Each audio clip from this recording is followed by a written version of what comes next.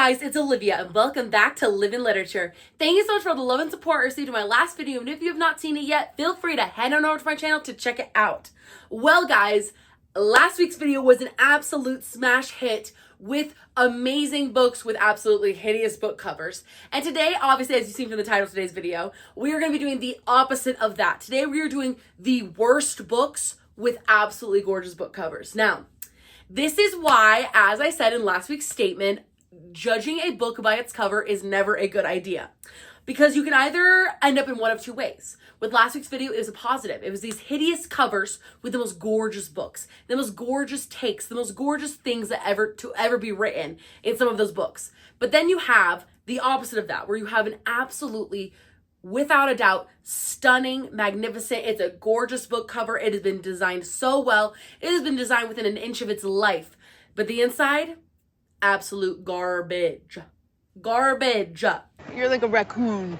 You look super cute, but inside you're garbage.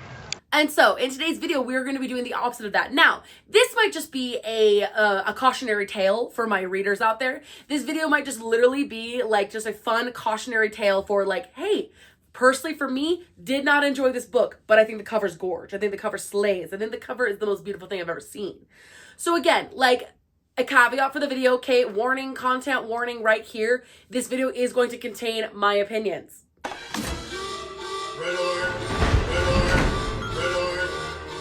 Okay, as most videos that are, as are all the videos on my channel, okay? This video is going to contain spoilers of my opinion, okay? And my opinion is that the books that I've selected for you have gorgeous covers, but I don't like the content on the inside, and that's just my opinion. Now, if people in the comments section want to come for my throat, want to come for me and tell me, hey girl, you need to give that book a second chance, or hey girl, you need to try that again because that book is fabulous. That book slays. You need to try it again. Please give me every reason to try again with some of these books, if that is the case. I am happy to give books a second chance. I've done a whole video on this channel about giving a second chance authors, like giving authors a second chance to surprise me, to wow me, to blow me away. I'm gonna close my eyes, and I want you to wow me. Is that allowed on school property? And I'm more than happy to accept that. I would absolutely love that. But for today's video, this is going to be book bashing, okay? Also, content warning, book bashing will be happening in today's video. So please prepare yourselves for that. All right, everyone, gird your loins. A couple of quick little housekeeping things and notices. Guys, I am giving you a quick little housekeeping notice so no one worries. I am going out of town. I'm going to be leaving the country to a foreign place, a foreign land, and I'm very, very excited. So this week's video I'm filming before I leave for my trip. I will be uploading it on Saturday. It will go up. But then next week, next Saturday, there will not be a new video on Live in Literature because I will be traveling out of the country. Sorry, guys. Normally, I'm better about filming more things in advance and having things better prepped for you guys. It has just been a crazy summer, full of lots of things, lots of goings on. So yes, as I said, there's not gonna be a new video next Saturday, but I promise I will make up for it with a fabulous video the next week after that. But before we get into today's video, we need to discuss our other housekeeping issue, which is the books that I just finished reading versus the books that I am currently reading. Guys, I just finished reading a darling little ditty, a darling little moment. I just finished reading The Enchanted Greenhouse by Sarah Beth Durst. And this was absolutely lovely. I read The Spell Shop by her last year, and that was like a cute, whimsical, cozy fantasy. And to be honest, in my life right now, as chaotic as it is, I just wanted something simple. I wanted something easy. I wanted something just like homey, comforting, and cute. And the Enchanted Greenhouse gave me that, just like The Spell Shop did last year. This one is about a young woman named Turlu Perna. And Turlu is a young woman who works at the same amazing library of Elysium in this kingdom. She's a librarian, and she ends up bringing a sentient plant, a spider plant, to life.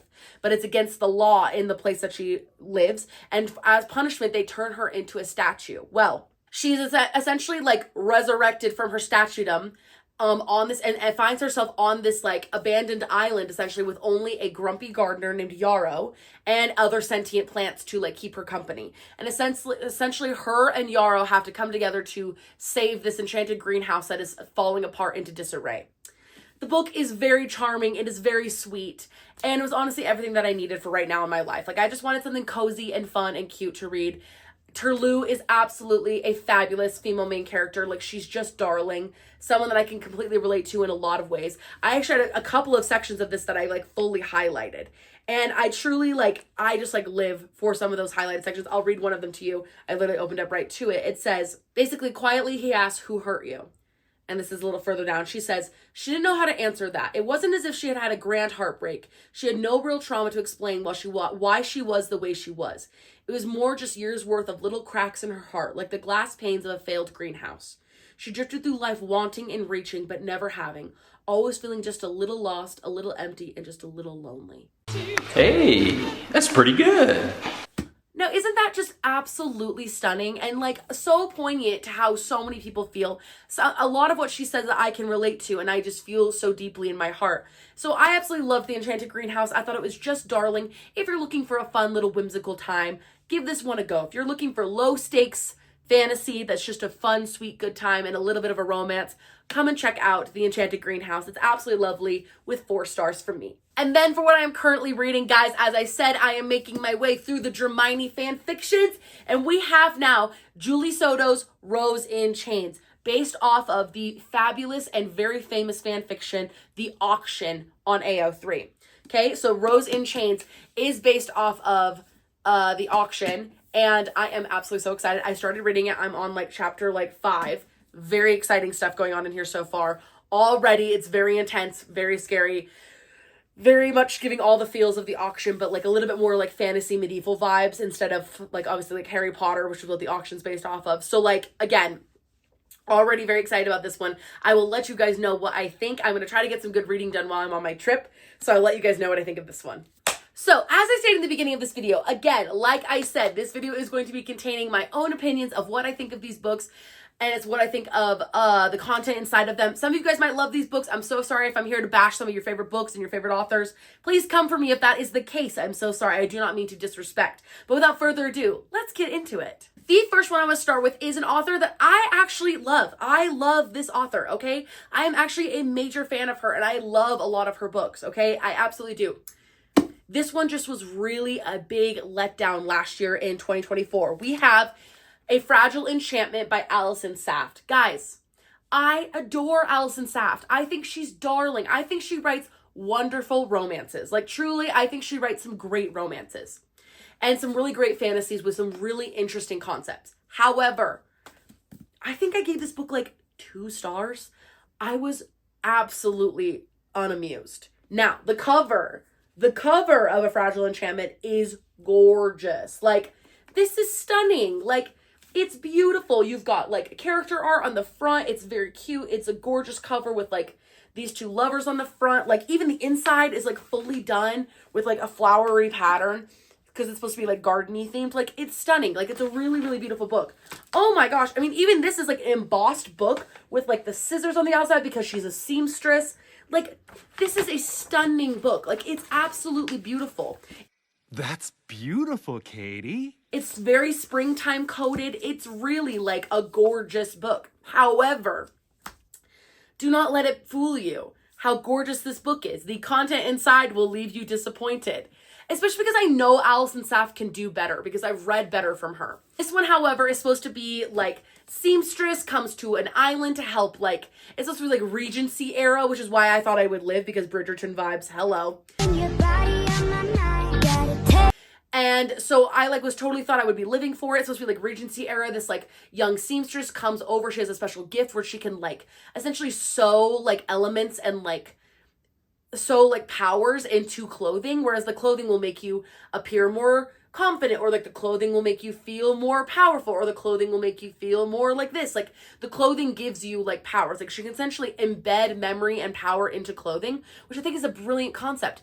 It just was not well executed. I found the main male character very annoying, and he was obviously going for she was obviously going for a very much Mr. Darcy, aloof and kind of rude vibe. Will you dance, Mr. Darcy? Not if I can help it. But instead it was just giving I am a little, pardon my French, I'm a little bitch boy and I'm just gonna whine about everything in my life. I wanted him to stand up, be a man. And it just was not delivering for me. I thought the plot was a little bit careless. I didn't think there was enough use of the powers. I thought that the The motivations for all the characters were really weak, and it just did not do a lot for me. So again, if you love this book, congratulations, good for you.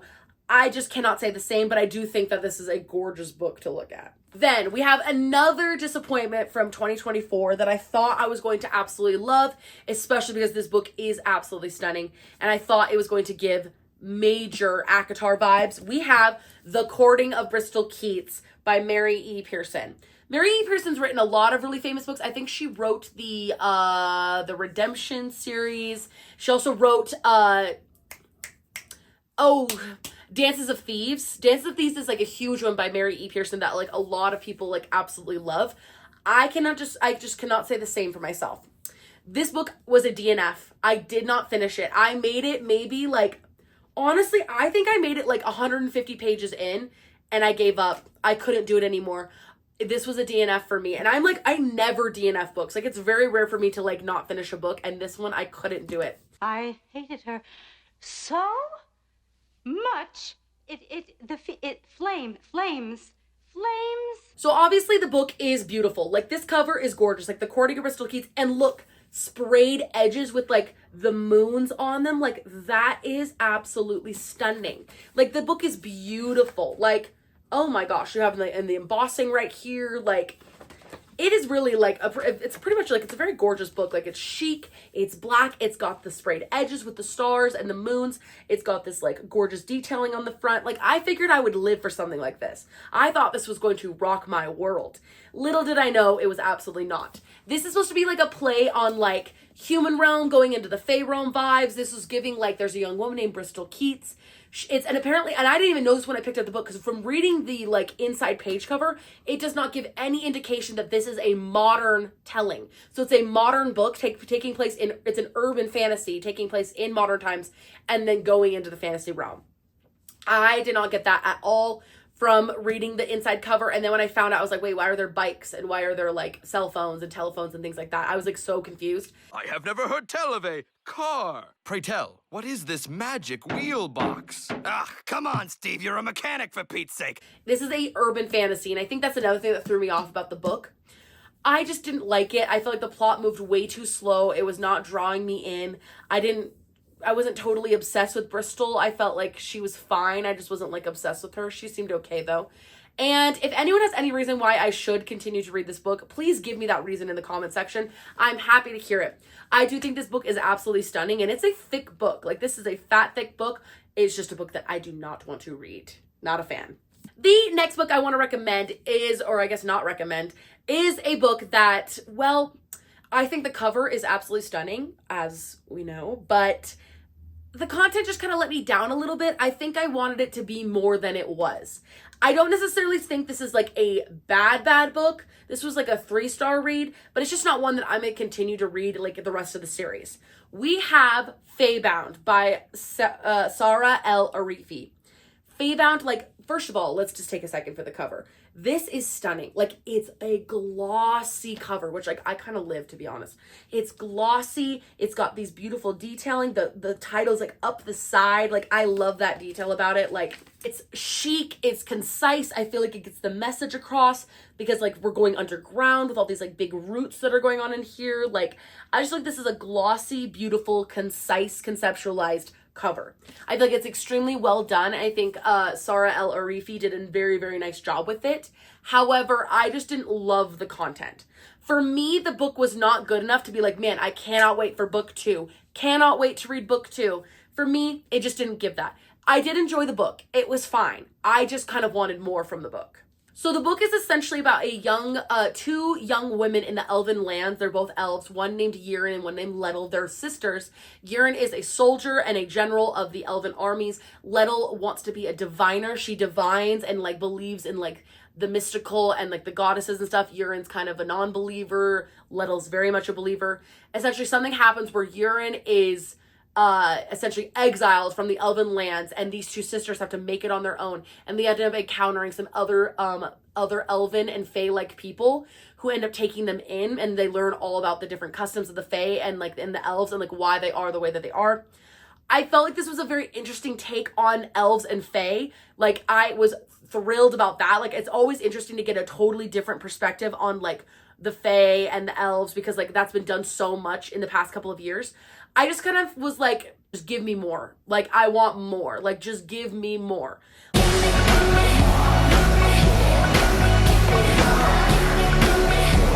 Like, I just feel like it wasn't giving enough, that I was like involved and invested in this world and I wanted to know what happened next. I feel like it was there were romantic moments and it was very seductive and sweet, but I just wanted more. And I wasn't getting that from this book. If you enjoy this one, absolutely no skin off my nose. Like, I think it's actually like, it's actually really well written. I just don't think it's something that I'm going to continue to read, but I do think that it's gorgeous to look at. The next one is a very disappointing book in my hands, one that I cannot even pretend to like at all in any way, shape, or form. I'm so sorry about it, guys. Like, I truly cannot even pretend with you with this one. It's like not good. It's bad. And I'm very sorry to say it, but it is Your Blood, My Bones by Kelly Andrew. Yeah. So basically this one, okay, cover wise, I think that it's honestly like a pretty decent cover. Like, I feel like this, like, you know, like this like little hand like holding moment is really beautiful. I feel like the title is interesting. I feel like it looks chic, it looks sinister, it looks like slightly creepy, but still like a good time. And I think what drew me in is that this was described as like a like horror thriller romance, like really like twisted love version of like Tuck Everlasting, which I was like, that sounds interesting. I think I want to read that.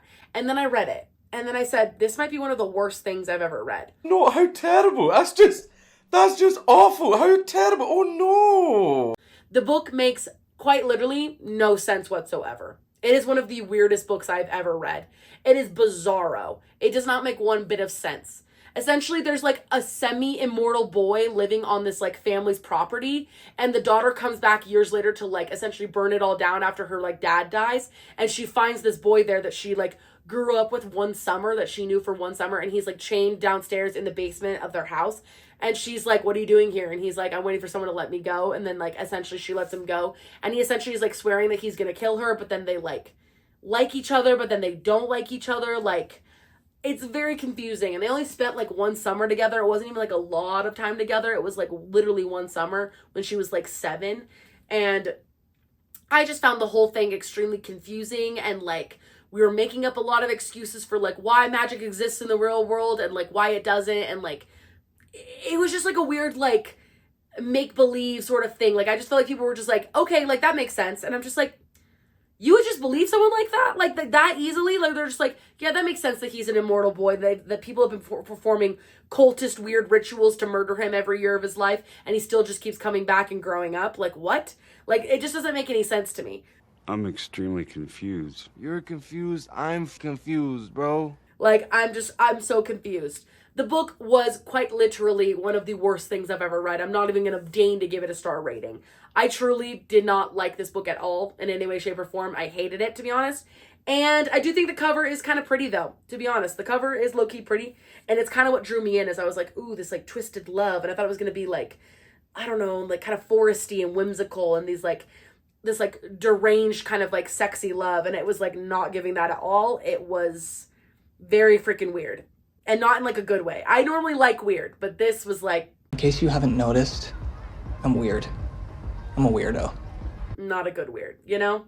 So I don't recommend this one at all. The last, but certainly not least, well, maybe least on this list, to be honest, is by an author that I have given chances to. I've given this author several chances to make it up to me, to finally give me something that I want. And I thought this author was going to do it last year with this book. I truly did. I thought this author was going to give me everything I wanted, because I had every single thing that I needed. It was supposed to be steampunk vampires, okay? It was supposed to be Victorian era steampunk vampires, okay?